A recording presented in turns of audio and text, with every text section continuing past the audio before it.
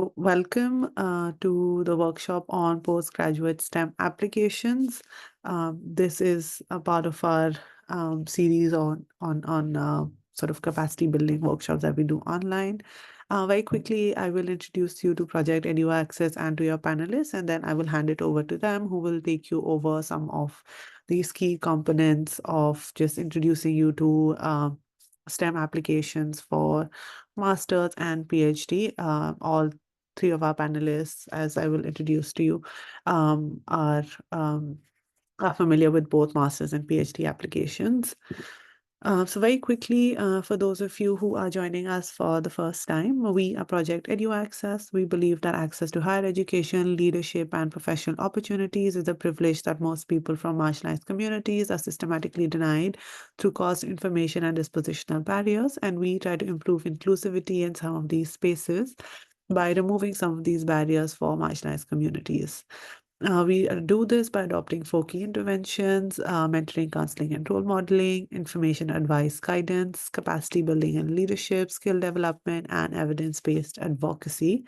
Uh, and our online workshop is a part of one of our interventions of making information for higher education accessible to everybody. And so hope you find this session helpful. To do this, we have with us 3 really wonderful panelists, and you might be familiar with them. Some of them are very familiar faces from our sessions before. And we're really grateful that they were able to join us on a Sunday morning. So thank you so much. We have with us Ahmar, who is currently doing a PhD in pharmaceutical sciences and also did their MRes in pharmaceutical sciences from the University of Hertfordshire, which is in the UK. We have with us Vrinda, who's doing a PhD in stem cell biology from University of Manchester and did her MSc in pharmacology from King's College London in the UK. And we have with us Rachana, who has completed her PhD. She's Dr. Rachana and is a postdoc at Cambridge, but she did her PhD in chemistry and material science from the Max Planck Institute of Solid State Research, which is in Germany, and she did her MSc in material science and engineering from UCLA, which is a university in the US. Our panelists speak English, Hindi, Urdu, Kashmiri, Marathi. So if you want to ask your questions in a language other than English, please feel free to do so. Um, with that, I will hand it over to Rachna. Thanks, Ms. Ba, also for organizing this. Welcome, everyone. Talking about, just to start with an overview, right? So STEM, as most of us know, stands for science, technology, engineering, and maths. And there are basically various entryways into getting a postgraduate degree in STEM. So these can include a master's degree, which also has several different forms, as we'll go through, and of course, a PhD. And in some places, you also have a combination of the two. So it'll be a combined master's and PhD degree. So typically a master's degree like an MS or an MSc or an MTech in the UK or the US is mostly based on a lot of coursework and might or might not require a small thesis or a project at the end. Particularly in the UK, you have degrees like MRes or Master of Research, or even in some places MPhil. And these generally emphasize or have an emphasis on learning about research methodologies. It's generally a preparation for somebody who wants to do a PhD. And a significant amount of the degree is spent doing research or having an independent research project. Sorry. And as most of us know, the PhD is kind of the highest academic qualification. And the whole goal of the PhD is that you do an original research project, you make an original research contribution to the field.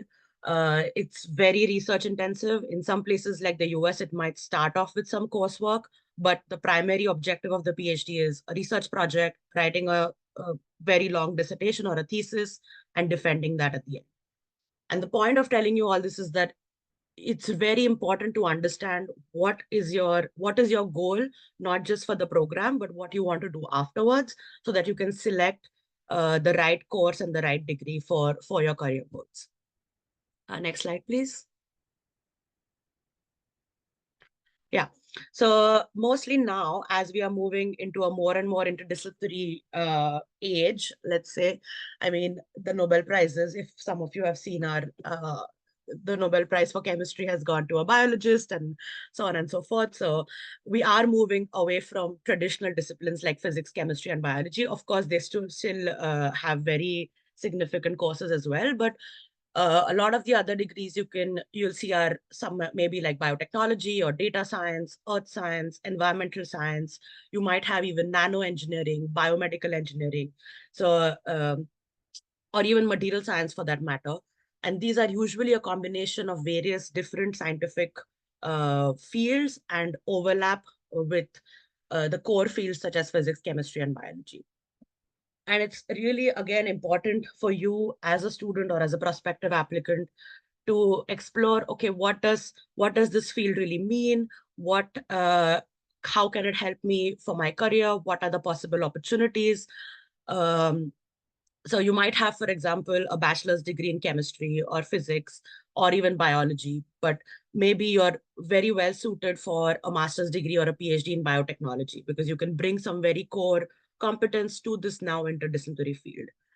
And to identify that, it's really important to see that, okay, does this program, so if you're looking at a MRes in biotechnology, does this really, so just to give you an example, right? So you really want to see that, okay, what does this program really mean for me? What knowledge and practical skills are they offering? What is the kind of experience that I will get through this program? And more importantly, will it train me for the skills or will it give me the skills that can put me on the job market? So yeah, exactly. So the point is, while choosing a degree, you want to look at what is my background, how do I fit into this program, and more importantly, what are the skills and experience it will give me to enable me for my next career step. So selecting a master's course, right? So again, as I mentioned, different master's programs have different structures. So some of them are very course heavy, some of them are very research heavy, some of them might be a combination of the two. So again, when you're evaluating your possible choices in the same field, so you can have, let's take the example of biotechnology, right? So you can have an MS in biotechnology, an MSc, MRes, MPhil. What are the differences in these various programs? You can, of course, contact your technical mentee or people who have already done this course to ask them very targeted questions like these. And then you want to ensure that that particular program and the structure of that program is aligning with what you want to do and with your future career prospects. To give you an example, suppose you're saying that, okay, I want to do a PhD and a master's degree is kind of my way of looking into what this field means, what it is like to do the research in this field. What is it? Uh, am I kind of like a trailer version for a PhD? Am I really suitable for this area? And you want to focus on an academic career, then it's probably more important that you have a combination of coursework and research heavy degree, right? Because the research will definitely help you to understand, okay, what is it like to do research in this area, and if I want to do it for a longer period for a PhD, does it really help? If your career prospects are, for example, you're very clear or you're interested in going to the industry, then you want to know, okay, what are the skills that I require in the industry? What are the transferable skills and direct skills that are needed for a job in this industry? And does that program uh, give me those skills or give me the opportunity to learn those skills? So those are the things that you want to consider.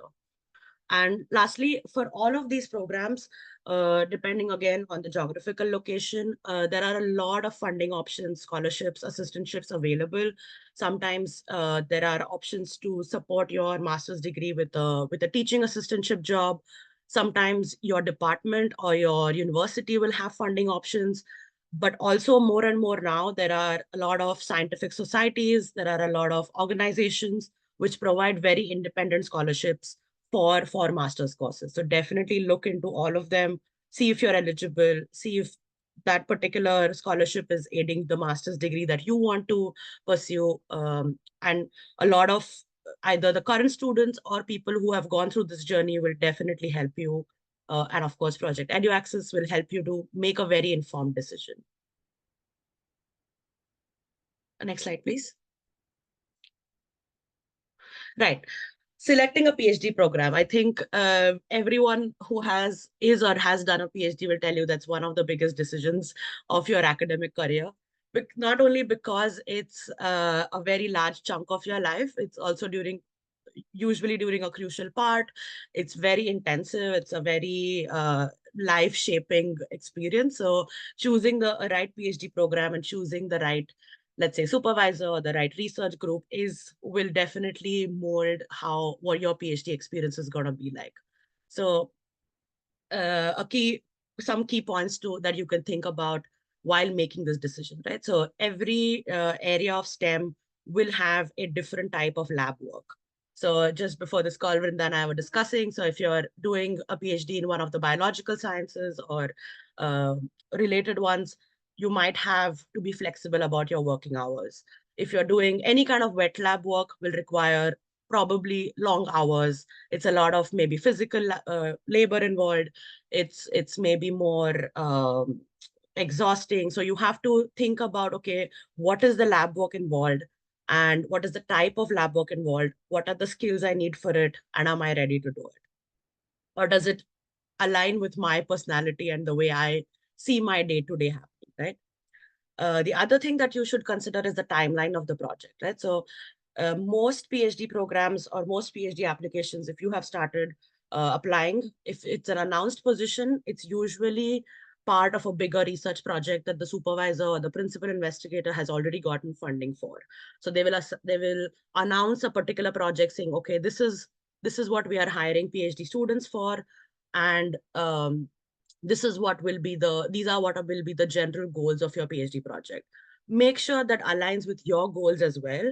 Make sure that they help you to gain the skills that you are also looking for to gain. So it's very important that the research interests of the supervisor and your maybe research interests, but also academic and career interests align.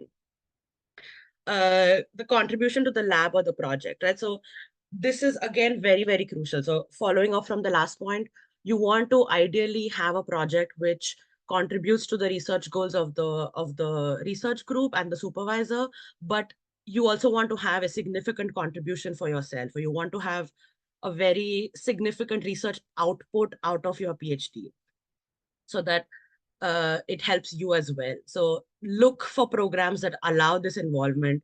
Ideally, if you're very keen or if you're very interested in some research groups, try to talk to people who already work there or who have graduated from there, so on and so forth.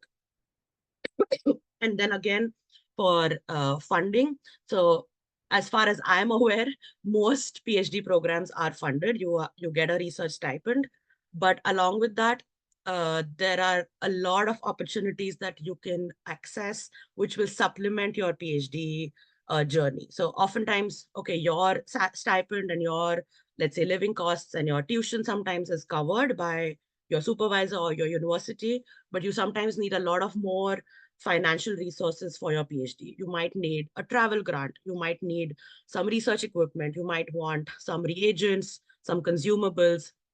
Most times for a PhD, these are supported by a supervisor, but sometimes you want to look for additional opportunities. So especially for, let's say, conference travel, or you want to, for a physics example, you want some beam time, something like that. So always look for extra opportunities which can provide you with extra financial resources. And the last and really the most important point is that do talk to your potential supervisors not just before you apply, but definitely before you accept the position. This is extremely important because this is the person that you're going to communicate with regularly. They're almost going to be like your project partner in a sense. So they are the ones who are going to dictate what projects should you be working on, what is the direction that you should be going in. So of course, the research experiments and the research project will completely be your responsibility. So you will design the experiments, you will analyze the data, so on and so forth. But a general direction for your project or what you should be doing, what you shouldn't be doing, what are good career choices or what are good opportunities that you can access are usually something that the supervisor can will give their inputs on. So you want to have a good understanding and a good relationship, and you want to make sure that your wavelengths match in terms of at least a good professional working relationship, right? So definitely talk to a potential supervisor.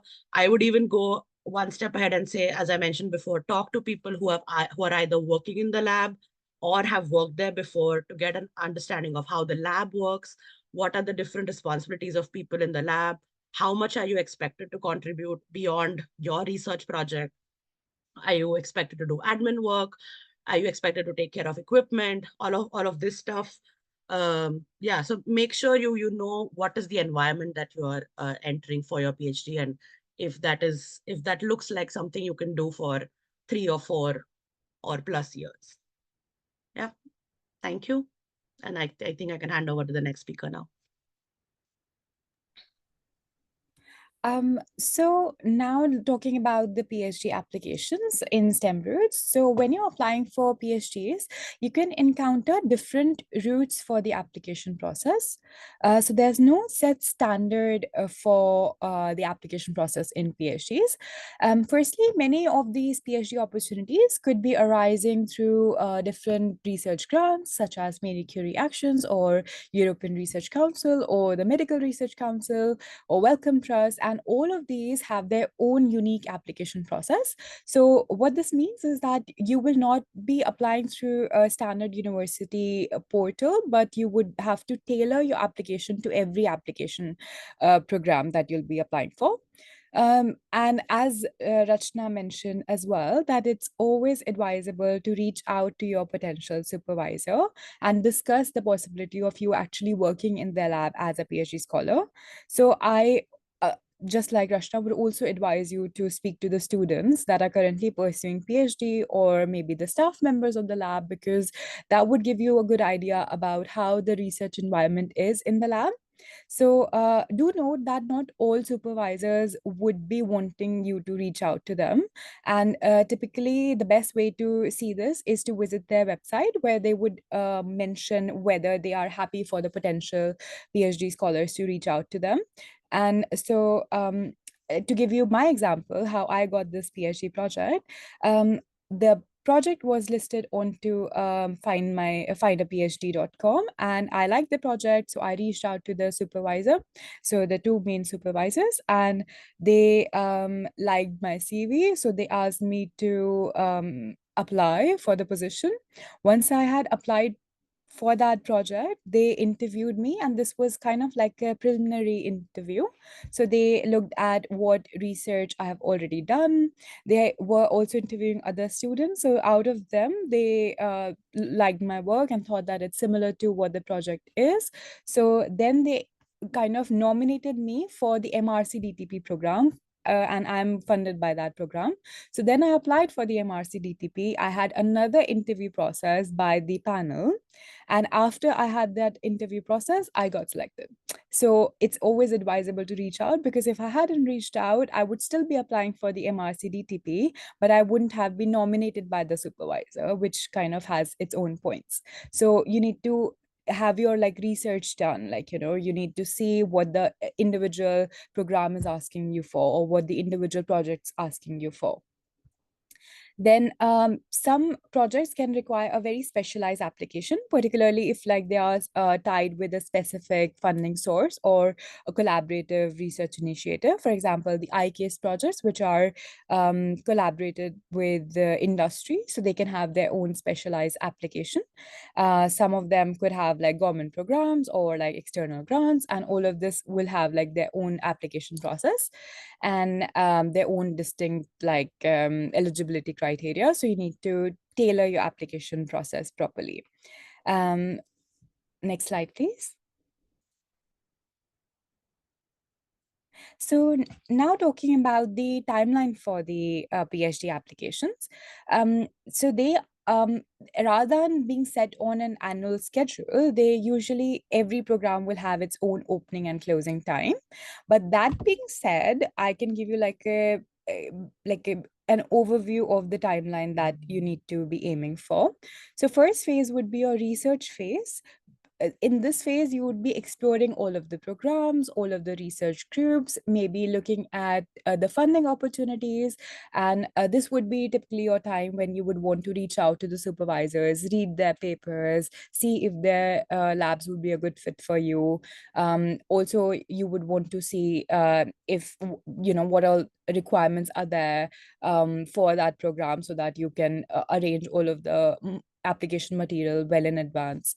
Then about like a year in advance or 9, 10 months in advance, you would want to take up the tests that are probably required by the program. So you need to allocate time for preparation, giving the tests, and also maybe if you would want to take any retests, so you need to give ample amount of time for that.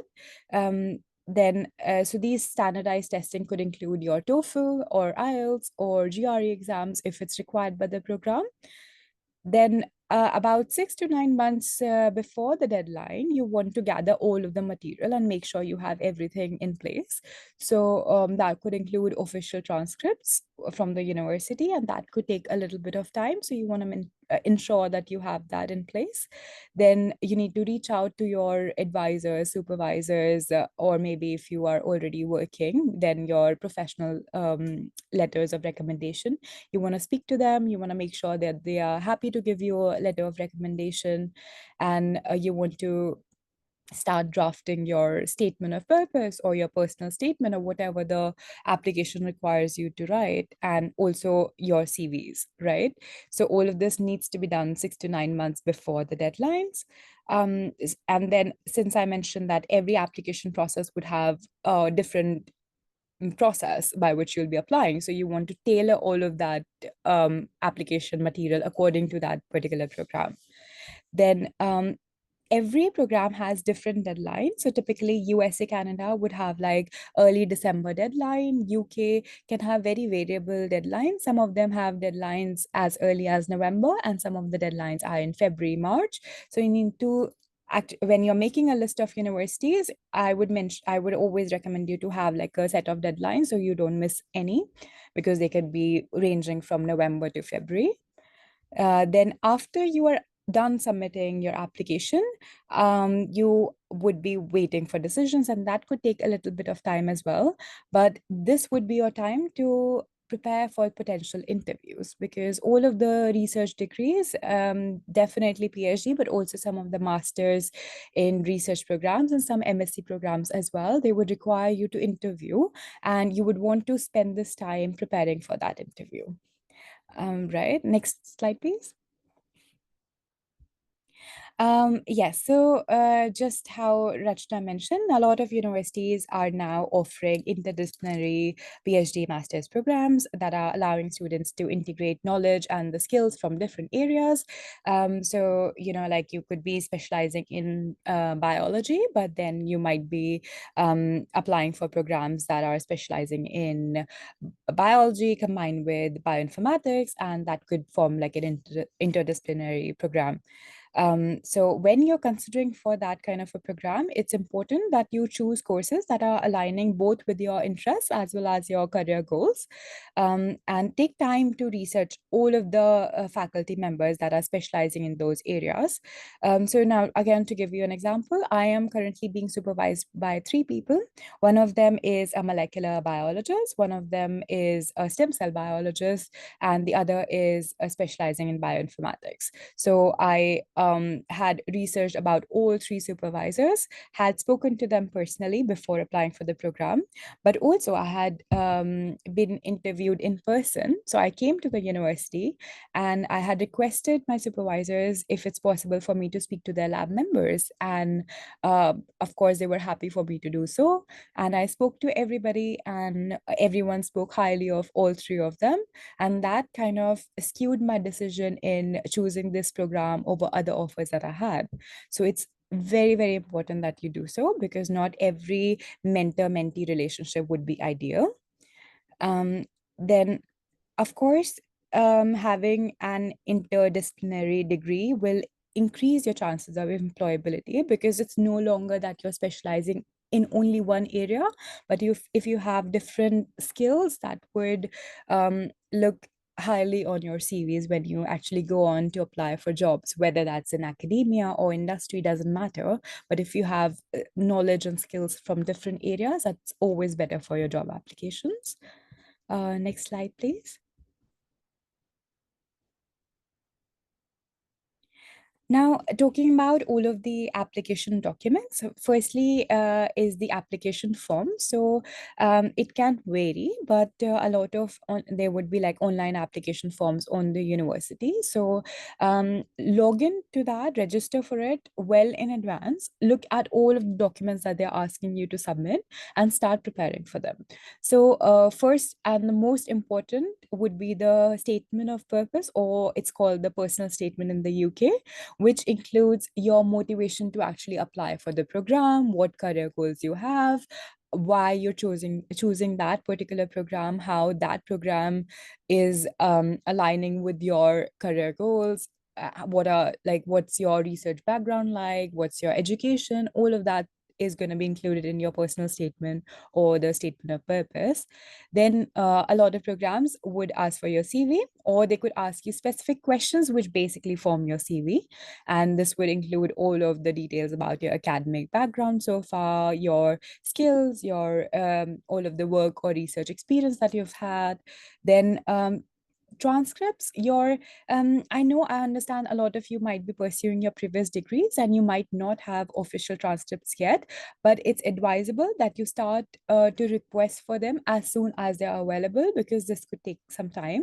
If you apply with unofficial transcripts, then maybe they'll offer you a position, but that would they'll call as like an unconditional offer, meaning that it would not like a conditional offer, it would not become unconditional unless you submit like an official transcript. Then standardized test scores. A lot of universities in USA and UK would request you to submit GRE scores if you have them. They have made it optional, so it's not a requirement to submit a GRE score, but yes, it could, if you have a good GRE score, that could add to your application. Definitely, universities are going to ask for your English language scores, or would ask you to prove that you do not need to submit an English language score. What this means is that you need to prove that you studied at a university which taught you in English, and they might ask you to submit a letter from the university stating the same, or you might need to say that you're actually coming from a country that has English as primary language of instruction. And so, but if that's not true in your case, then you need to take TOEFL or IELTS, and universities typically give you like a specific range of scores that you need to have in order to qualify for applying for the program. Yeah, then I'll hand it over to Ahmar. Thank you, Rachana and Vrinda, for providing the key insights into this session. So I'll talk you to the remaining of the session. Continuing with the application documents that you require, it's the letter of recommendations, or the LORs. I believe this is the most important documentation that you can produce, because it's something that validates your previous research and your previous experience. Now, generally, most universities will ask for 2 to 3 letters from the professors or professionals who can speak or who can validate or attest the qualifications and the potential. Now, again, there is variation between the universities. There are 2 ways by which the universities can ask you for letter of recommendation. The first one is that they'll ask you directly to submit a letter of recommendation to the university portal or the admission portal. The second way is that they'll ask you to provide contact details of your referees, like email ID and phone numbers, and then the university will anonymously contact the referee and ask them for letter of recommendation on your behalf. So the key thing to remember here is that you need to, in either of the cases, you need to inform your referees that that you have applied to this university and that he or she might receive an email. So yes, apart from that, what I have come across is that most students do a mistake of when it comes to sending a letter of recommendation. They just go and ask anyone who is at a high rank and ask them to write a recommendation letter for them. But that is considered a bad practice because uh, you should be bear in mind that the person whose letter of recommendations you're providing, the university should be able to know that you and that referee have something in common. As an example, if I am writing an application to a university and they ask me to provide a letter of recommendation, suppose I gave a name X, and that person is in the US doing bioanalysis or something like that, and I have friendly relations with that person. So I'll ask him to write a recommendation letter for me. So he will write a recommendation letter for me. I'll submit it to the university. That is considered a bad practice because we have nothing in common. So that is why it is often recommended that whenever you submit your letters of recommendation, it should be from your supervisors. It should be from, if you're working in an industry, it should be from your bosses or managers, and it should not be from an individual with whom you don't have, a common relationship. Now, second is research proposals for PhDs. Again, this varies between universities. As Rachana and Vrinda already said, that most of the PhD positions in Europe and UK, also in the US, they are already, framed. The title is already decided, and you don't need to submit a research proposal for that. But if that is the case, then you may need to, if the case is otherwise, then you may need to submit your research proposal. And there is a session on Project EduAccess website on how to write your research proposals and your CV. So if anyone of you wants to, get guidelines on how to write this research proposal, you can refer to the website. Moving further, it's writing samples. Again, varies between universities. Some universities or some programs may ask you to write, ask you to, for examples of academic writing. This could be in the form of presentation as well. They will ask you to prepare your presentation of 5 slides or 3 slides, and then you're supposed to that present those slides. It could be anything. It could be related to your previous research. It could be related to what you have written in SOP, etc. So also what other universities might or other programs might ask is they'll send you a research paper, or they'll send you a few research papers, and they'll ask you to write a conclusion or write an extract for that paper. So basically, they're assessing your writing ability. That's the ultimate goal. Portfolio is applicable. This is it's not universal. Some fields such as engineering or design may ask you to create a portfolio. Something like a vision and voice in which you can present yourself. It could be in the form of a picture in which you can showcase the instrument you're using or the lab work that you're carrying out. It could be in the form of a portfolio thing. So again, this varies between universities. Can I have the next slide, please? Okay. Now, some additional documents are required for certain courses, especially if you're applying in the UK. One of those documents is the ATAS, the ATAS certificate. It's the Academic Technology Approval Scheme. So if I put it in simple words, it is basically a certificate that is required if your field of research is related to a sensitive subject, like military or defense or satellite navigation. So basically, they want to assess that the student who is applying has got an appropriate academic background to study those sensitive subjects. Now, if the if you're applying to UK university, they will provide you with a code that is called CAHC code. So using that code, you can find out from the official gov.uk website whether you need an ATAS certificate or not. And if it says that you need an ATAS certificate, then tie up your shoes because this process is quite long. It takes several weeks, even months. The APS certificate or the Academic Evaluation Service, it is particularly important for applications from countries like India and China, and it's usually asked by German universities. Again, this verifies and evaluates your academic credentials to ensure that your standards meet the requirements of the university.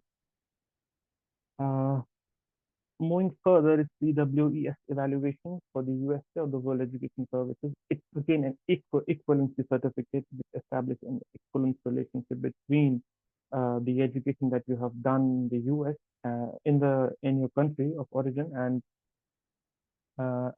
the US university in which you are supposed to apply. This evaluation helps the universities better understand the level and value and the value of the degrees obtained in India. A few of the courses will ask you to present recommendation letters from professional bodies like courses in health sciences and engineering.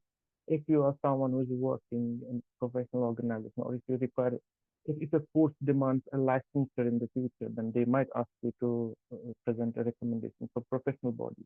Like if I talk about pharmacy, they might ask you to produce a letter from the pharmacy council. And I'm from India, they might ask me to produce a letter of recommendation from the Pharmacy Council of India. So this is for licensure courses only. Next slide, please.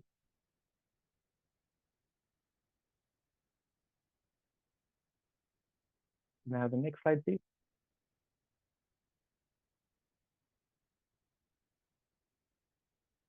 Am I audible? I can't see this next slide.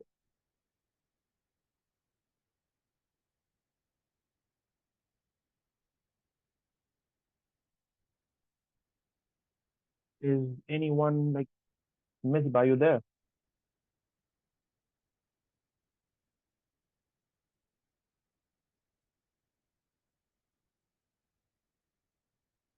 Uh, yes, thank you. So moving further, how to identify a project and lab. It's in itself a diverse topic. It's a broad topic or subject. So I'll just go quickly with the key things. So first and foremost, you need to identify your research interests and what are your long-term goals. So you need to reflect on your academic background and you need to consider those universities that specialize in the course in which you are interested in. And you also need to look at the long-term goals. What are your plans after completing the degree, be it PhD or be it master's? Research potential labs and projects. So you need to explore. This is something that you have to do at your own end.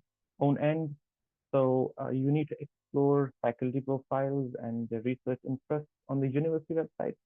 I think Rachana and Vrinda have already explained this thing.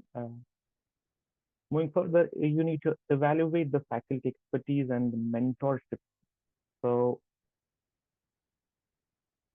you need to go to the individual profile of the supervisor and see what area of expertise that person holds and whether that aligns with your research interests or not. And you need to contact fellow students and scholars and you need to get in touch with them. You need to ask them about the research, what kind of research they are doing. Is it like an interdisciplinary research? Does it involve lots of other areas, working around lots of other areas? Or it's just your area of interest? So you need to ask those questions to the fellow students and scholars. Examining project relevance and impact, again, you need to choose only those products that have those projects that have real world applications, and which can help you in addressing the significant scientific challenges. Now, again, this is something that you have to do at your own end. So you need to do a lot of homework before applying to the position, and you need to see that the program or the field that you're applying in aligns with your interest and it goes at par with your academic background. Can I have the next slide, please? Um, Continuing further, funding and resources. Again, you need to investigate the lab's funding situation. You need to find out whether the research head has got sufficient funds to cover your PhD or your master's. it is again something that you need to do, that you need to do at your own end. You need to see what are the equipments that are available in the universities and whether your field of interest or your subject of interest is will be done. The research involved in that subject will be conducted using those equipment. And if there's lack of any instrument or lack of funding, then you may need to seek an alternative. Now, you need to look for opportunities for publication and presentation as well. Again, this is something that you need to showcase to the admission panel or to your supervisor as well. So projects that offer chances for publishing papers or presenting at conferences can significantly enhance your academic profile and future career prospects as well. So while you are applying, you can always look for conferences and webinars, and you can attend those. Basically, it's about networking. The more networking you do, the more chances there are of you to get an admission. Now, you seek out interdisciplinary projects. As aforementioned, that most of the projects in the UK and Europe, they are interdisciplinary, which means that they are not restricted to a particular topic. So, for example, if I'm doing research in aerosol sciences, then I'm supposed to do research involving computational work, involving some formulation studies, involving work from the engineering aspect.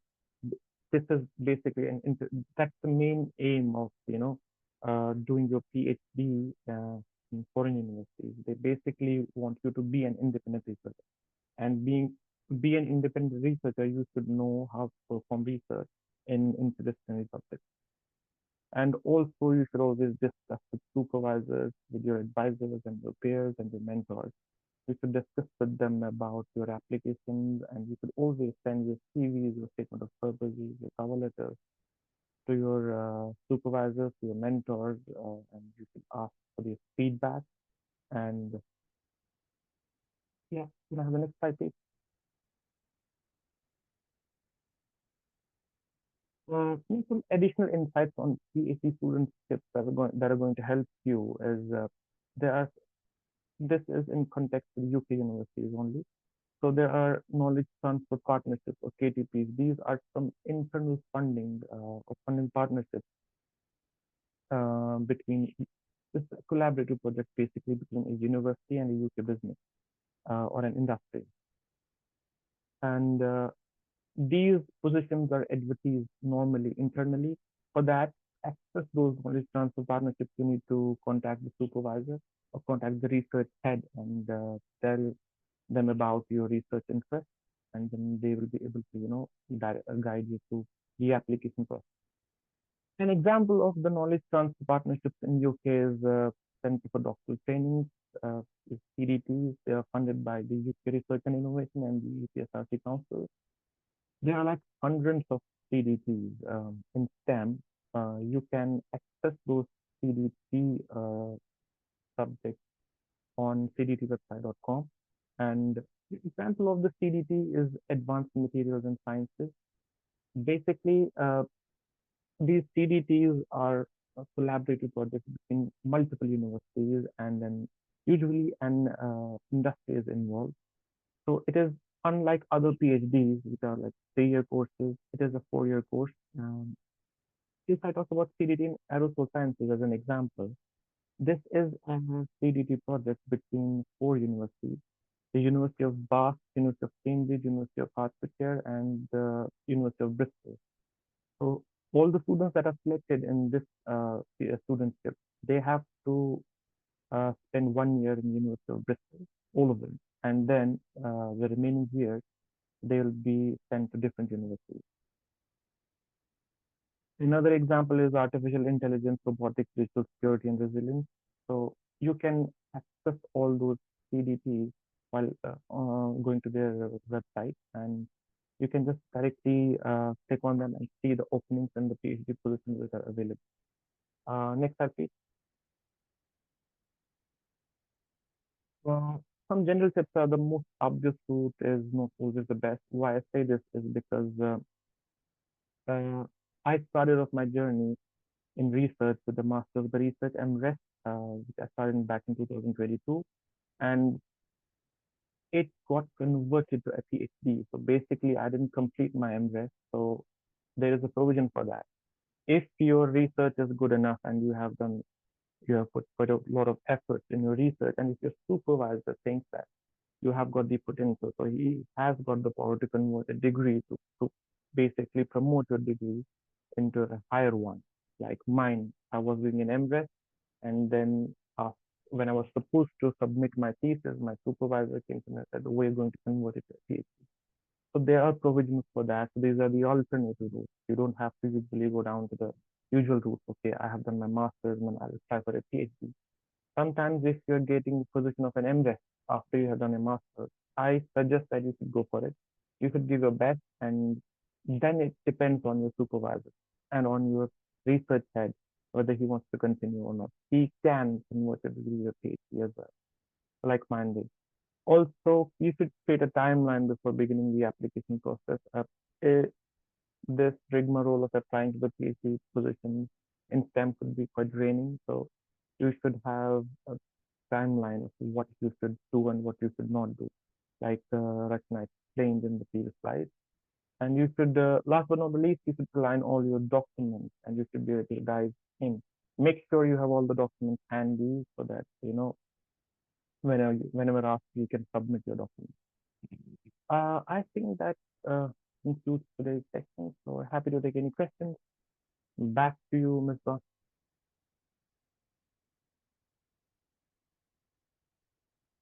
Amazing. That was so helpful and so comprehensive. Thank you so much, all three of you. I'm going to stop sharing my screen now and move to the Q&A.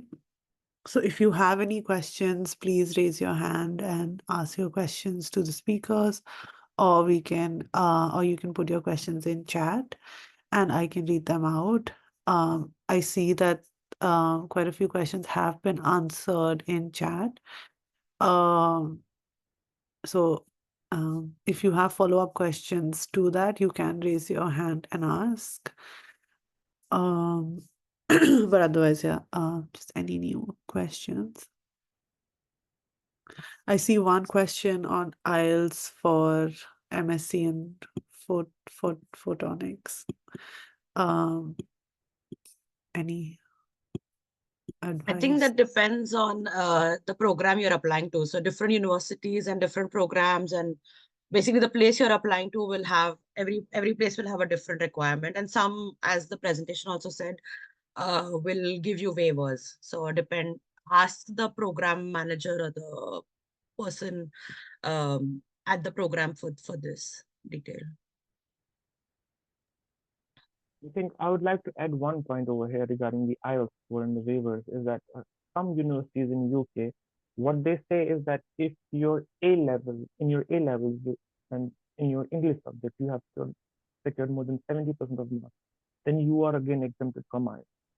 This is again something that depends from university to university. So you need to get in contact with the university admission panel, and they will be able to assist you. So just additional point to that, what you already said. No, thank you. Both very helpful. So I know there's one question in chat that Rachana you've answered, but there's a similar question in my DM, so I'm just going to read it out so you all can answer. So this relates to again the requirement or qualification for a specific subject. In this case, it was computational neuroscience, but otherwise they're asking if you want to make a switch from one discipline to another, is how strict is the degree requirement? So it's not like unheard of for you to switch your degrees. A lot of people do that actually. What you need to show in your personal statement is firstly a motivation to make that switch, and also maybe if you are making a switch which is related, like I did a bachelor's in pharmacy, but now I'm a stem cell biologist and I never had any experience with Python. with machine learning, but all of this is a part of my degree now as a PhD student. So if you can show that you have the motivation, and then they'll be okay with it. Or sometimes if you can show that you didn't pursue a bachelor's degree in a related field, but if you have maybe a work experience which is related to your PhD project that you're applying for, then they would be perfectly fine with you switching a degree. Yeah. Yeah, absolutely. Okay. Another question that I have in my DM is like in a I guess similarly, but for interdisciplinary STEM sciences. So how do you, if you've done a pure science, how do you make a switch to interdisciplinary work? This is actually very common, and a lot of people have been doing this because a lot of programs recommend that you do this. It's possible that you are specializing from your master's degree or your bachelor's. Your project was on one particular area, but now because it's not as core anymore, there's always an integration of AI or data science. So they would actually train you to do that. So, for example, I have three supervisors. All three of them have different specializations, and all three of them are supervising me for my project for those different disciplines, right? So, as a student, I am actually being trained to learn not only the thing that I already knew, which is like stem cell biology or biology in general, but also I'm getting to learn bioinformatics from someone who has specialized in that. And I'm also learning genomic editing from another person who specialized in it. So it's actually, they understand that as someone who's coming straight from undergrad or master's, you might know everything, but they are prepared. If you are motivated enough, they are prepared to train you for everything. Yeah. If I can just add something to that. So exactly what Vindra said, and just to give you an example. So I now work in the Department of Biotechnology, and the students we accept have come from backgrounds of either pure physics, chemistry, biology, sometimes computer science as well, sometimes maths. What is key here, or sometimes electrical engineering, what is key here is that you have to see how you fit into the new program with your existing skills. So you want to bring something. So even when you're making the application, you want to say that, okay, I bring this expertise to this a very interdisciplinary field, and that's why I'm a good fit. And that's how you can also advance in your career as well. So finding that key, I mean, it's called like a two-way transfer of knowledge. So I bring something to the table which maybe that research group doesn't have, and I get to learn something in return. So that has to be there. Only then it's possible, but it's definitely very common and very popular now. I think, yes, what Vrinda and Rachana said, it's all correct. Basically, what they want to access is that you have the potential to be an independent researcher. That's all that is needed. If you have got the potential, if you've got the right skill set, you'll be able to, do research, right? Interdisciplinary research. That's all. That's what they want, and that's what you are supposed to put into the table. Great. Another question in chat is computational neuroscience maths heavy? What are the career options after doing a master's in computational neuroscience? I was just replying to that. So I really have no idea, and I don't want to bluff anything. I think this person should contact someone who has at least a little bit. I mean, maybe Ahmar or Vrinda has can answer that, but I really don't know. So, what is the question? Just What is in the chat? about computational neuroscience and how is it maths heavy, and what are the career options? So again, it depends if you have done your degree, previous degrees in math or in computational work, then I don't think it will be problematic because you'll be given training for all the computational stuff. And yeah, it all depends on your previous research, your previous experience, and your previous degree. So there's no answer like, is it heavy? Like, I can't say it's heavy or not. So it depends. If you have got the potential, you'll be able to come for it. Another question is, how important is lab work to be able to apply for a master's or get selected? Yeah. So It definitely helps you if you have like lab experience previously from your undergrad degrees, but they do understand that some people might not have that. So I was a COVID graduate, so my undergrad project, which was supposed to be lab based, wet lab based, got switched to dry lab because there was lockdown, and so there can be different circumstances for everyone. And so for a master's degree, they are okay for that a lot of times. But yes, then you kind of prove that you did something else in order to you weren't just like sitting idle, like you could be doing a lot of dry lab work, you could be working on review papers. That always adds to your application. So it's not always, they wouldn't expect you to have research papers at like an undergrad level, and that's absolutely fine if you don't have it. Yeah. Yeah, as Vrinda said, what I mean, it's not, of course, it's not absolutely essential, but it helps. And why it helps is because potential supervisors or the research groups want to see that you are comfortable in a lab and you know how a lab functions and you know what a lab environment is. So even if you don't have, let's say, a proper research project experience or you've never worked on an entire project in the lab, what I would suggest is, even if possible, just ask people in your department or wherever you are doing your bachelor's, can I just visit your lab? Can I, come spend some time there, understand, just be a fly on the wall, shadow someone. And you can put that in, because I mean, if I can speak from my perspective, I would definitely prefer a person who, has gone that extra step and taken that experience, just to know that, okay, what are the main things that one should take care of working in the lab. Great. I think those are all the questions in my DM, and I don't see any in chat. And we are at the 1 hour end of the session anyway. So if there's any more questions, we'll just wait for a minute more. You can raise your hand and ask your question or put them in chat. Hopefully we'll do some more sessions on STEM, maybe directly on like field specific. So if there is an interest, we'll probably organize a few more. We realize that EduAccess tends to be very social science humanities heavy. So we're trying to change that. And so this is the first step towards making more like sessions accessible that are STEM specific. If there are no other questions, I will end the session now. Thank you so much, Rachana, Vrinda, and Ahmar for joining us today. Thank you You, so Ms. much. Ba. Thank you, Vrinda. everyone, who Thank you for joined us. organizing the session. Yeah, and just finally, for those of you who maybe joined late or missed some parts, this session is recorded and we will be uploading it on our YouTube channel, which I will just send a link to in chat now, so you can have a look at the recording once it's uploaded there. But yes, thank you once again. Thank you, everyone. Hope you have a nice rest of your Sunday. Thank you, everyone. Thank Thank you. you. Bye. Bye. Thank you. Safe. Bye.